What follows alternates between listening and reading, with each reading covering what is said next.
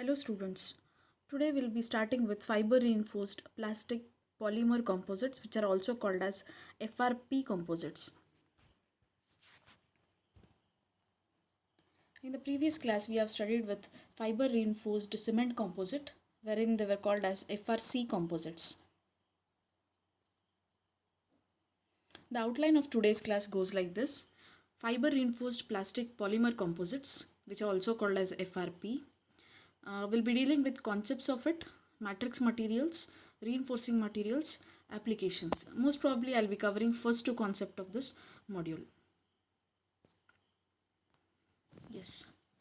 Let us start with fiber reinforced plastic polymer composites. Let us introduce first human endeavor towards continuous improvement in quality of life resulted in a host of new materials and technologies. In fact, the various stages in the progress of mankind is characterized according to dominant material of the period, that is Stone Age, Bronze Age, Iron Age, etc. It may be appropriate to call the present era as the Plastic Age. The concept of combining two different materials having different properties to obtain a material possessing far superior properties than the individual materials is not new. The need for materials that are strong, lightweight, corrosion, and chemical resistant and permeable to electromagnetic radiations has led to the advent of fiber reinforced polymers, and they are called as FRP composites. In the initial years, FRP composites were predominantly used in aerospace applications, but in the last 2 decades, civil as well as structural engineers and some architects also have realized the potential of FRP composites in building industry. This is brief introduction of FRP composites. Let us go ahead with concepts of it. In the previous topic, we have discussed the concept of reinforcing the brittle cement based matrix with small diameter fibers. In cement based composite, only limited amount of reinforcing fibers can be used. To the volume fraction of about 5%. This is basically due to limitations in the flow characteristics of cement based matrices, because cements keep on getting hydrated when it gets mixed with the water, which is essential to completely wet and impregnate all the fibers in the matrix. In view of good flow characteristics of the polymers, its use as matrix enables incorporation of large volume. You can use up to 70% of reinforcing fibers in the composites. This has resulted in the development of large number of products using FRP composites. In this portion, various materials used in the production of FRP composites and their properties, manufacturing techniques and applications will be discussed further. So now let us start with the material parts. What it constitutes of, raw materials inside it.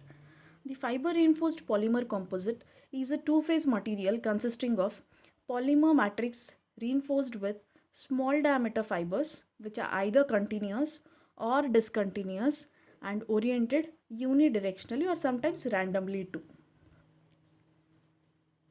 Let us discuss with the matrix materials which it comprises of. The matrix in a composite performs the following functions.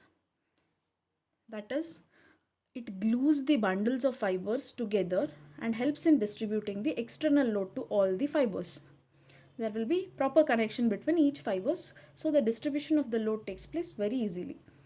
It protects the fibers from adverse environmental effects and prevents the buckling of fibers under compressive forces. And lastly, it protects the fibers from mechanical abrasion. This is all about what called as matrix material functions. And polymers are sometimes also called as resins, which are employed as matrix material in FRP composites. And these polymers are classified into two types. One is thermoset polymers, other is thermoplastic polymers. Polymers is a word taken from Greek, that is poly plus meros, meaning many parts. Polymers are large organic compounds formed by the joining together of many small molecules to form a large molecules by a process called as polymerization. This is everyone you have studied in your PU based also. The simple compounds from which polymers are made are called as monomers. Both thermoset as well as thermoplastic polymers are long-chained molecules. The polymers in which their long molecular chains are interconnected with chemical bonds or crosslinks, forming a rigid three-dimensional structures and are called as thermoset polymers. Let us study in detail about this thermoset polymers as well as thermoplastic polymers. In case of thermoplastic polymers, their long molecular chains are not chemically interconnected and are held in place by weak secondary bonds like van der Waals bonds. Thermosets are generally liquid resins which are heat activated or cured to achieve cross linking of the molecular chains. Where in thermoplastics, they are solid which have to be melted by heating, molded to the desired shape, and hence they are cooled. Because of their different chemical structure, the thermosets and thermoplastics have unique properties. Thermosets are more rigid than thermoplastics due to their cross-linked chemical structures and cannot be remelted by heating, whereas thermoplastics can be remelted by heating. You should know the difference between what are thermosets as well as thermoplastics. Thermoset polymers have good thermal stability and chemical resistance, and they also exhibit reduced creep and stress relaxation compared to the thermoplastics. Thermosets have short shelf life after mixing with curing agents and low strain to failure and impact strength compared to your thermoplastic. Thermoplastic polymers, on the other hand, have high impact strength, fracture resistance, and strain to failure. These are the major differences what you can see. The below figure shows the schematic representation of thermoplastic as well as thermosetting polymers. You just can observe A and B sketch, wherein A resembles your thermoplastic, whereas B resembles your thermosetting polymers. When we take examples of these, the typical examples of thermoplastic resins are polycarbonates, nylon, polyethylene, polypropylene, polysterenes, etc. But the most commonly used thermoset polymers are polyester resin, vinyl ester resin, epoxy resin. Let us study polyester resin first. Wherein polyester resins are formed by condensation polymerization of a diacid with dialcohol. By the elimination of water between the acids and alcohols, ester linkages are formed. The resulting molecular chain of alternate acid and alcohol molecules is collectively called as polyester resin. There will be connection between your molecular chain of alternate acid with the alcohol molecules. The cross-linking occurs by the addition of polymerization reaction, a molecule that readily produces free radicals, which initiates the cross-linking reactions. Polyester resins are the cheapest resin suitable for making FRP composites for civil engineering applications. And when we want to study, we consider reactive diluents like styrene, which is added to the resulting polymeric liquids in order to reduce its viscosity. And we also use orthophthalic resin, which have low thermal stability and chemical resistance in different parts of the building with respect to temperature. The properties of polyester resin depend strongly on the crosslink density, like, for example, increasing the density of crosslinks, which improves the elastic modulus, glass transition temperature, and thermal stability. But you need to remember that when there is increase in the density or of the crosslinks, there will be reduction in the strain at failure and impact energy too. This is all about polyester resin. The next one is vinyl ester resin.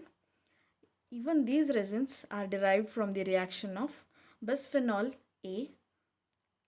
Either will use diglycidyl ether with what called as acrylic or methacrylic acid.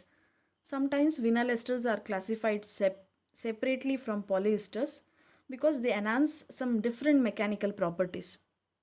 They offer excellent physical strength and in general possess much better impact and thermal shock resistance than polyester resin. Preferably vinyl ester resins are used compared to your polyester resins. It has one of the unique characteristics That is, it contains more number of what called as hydroxyl groups along its length, which can form physical bonds with similar groups of glass fiber surface, wherein the bonding will be very strong and resulting in excellent wet out and good adhesion with glass fibers. This is all about vinyl ester resin. And the last one is epoxy resin. Epoxy resin can be used as a perfect glue wherein you can attach two different panels. You just can see 32 series of KCST project which I have worked for it by using epoxy resin, wherein we have adjoined two panels by using epoxy resin, and we have tested it with tested for compatibility of the steel with the two panels, and it works very excellently. These resins are generally manufactured by reacting epichlorohydrin with bisphenol A, the same what we use for uh, your previous one, that is vinyl ester resin. Varying the proportion of two reactants from different resins, epoxies possess many desirable properties like excellent adhesion, what I told. You just can adjoin steel plate to a concrete panel and it gives a tremendous good result. And it also works with the strength, low shrinkage, corrosion, protection, and processing versatility. These resins are a bit expensive compared to the polyesters as well as vinyl ester resin. Yes, in the next class, we'll be studying the reinforcing material along with fillers and other additives, and also the applications of the respective FRPs. Thank you, students.